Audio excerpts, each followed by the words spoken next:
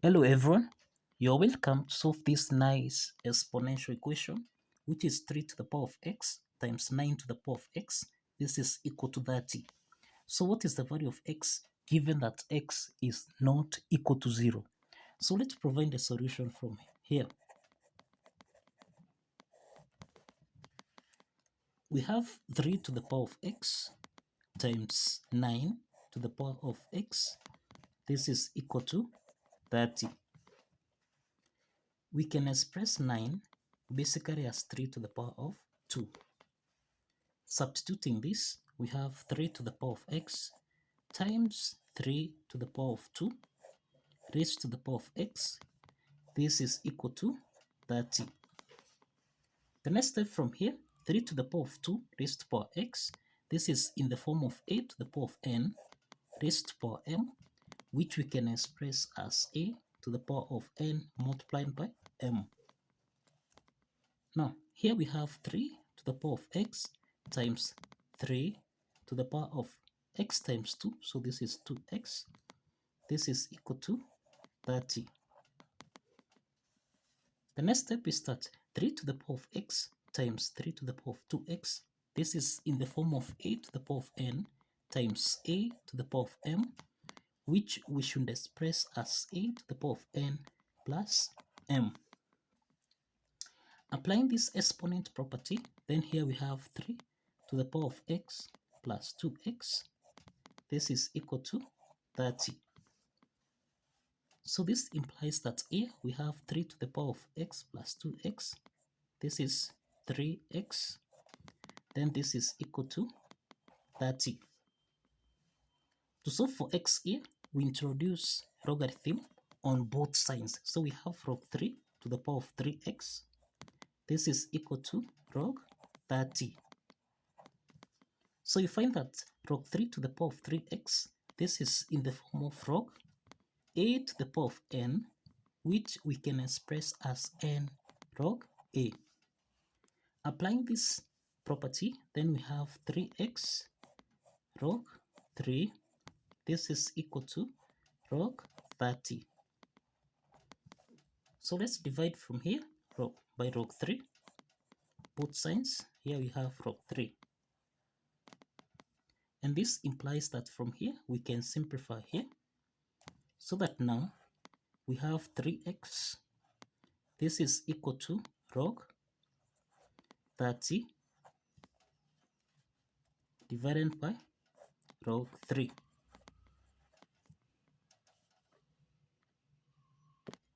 We have 3x is equal to log 30 over log 3. We can express 30. This is the same thing as 3 multiplied by 10. So we can substitute this. We have 3x. This is equal to log 3 times 10 divided by log 3. So log 3 times 10, this is in the form of log a times b, which we can express as log a plus log b. Now, applying this logarithm property, we have 3x. This is equal to log 3 divided by log 3 here, then plus log 10 divided by log 3. So let's simplify log 3 and log 3 here. So that now we have 3x is equal to 1 plus log 10 divided by log 3. So now we can express 10 as 5 times 2. Let's substitute this. So that now 3x is equal to 1 plus log. This is 5 times 2 divided by log 3. Now, log 5 times 2, this is in the form of log a times b, which you can express as log a plus log b. So this implies that here we have 3x. This is equal to 1 plus log 5 divided by log 3, then plus log 2 divided by log 3. Now, you find that log 5 divided by log 3 and log 2 divided by log 3. This is in the form of log A divided by log B, which we can express as log A to base B. So let's apply this property so that now here we have 3x. This is equal to 1 plus log 5 to base 3, then plus log 2 to base 3.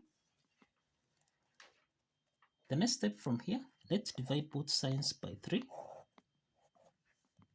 so that now we have x is equal to 1 over 3 plus 1 over 3. This is log 5 to base 3, then plus 1 over 3. This is log 2 to base 3.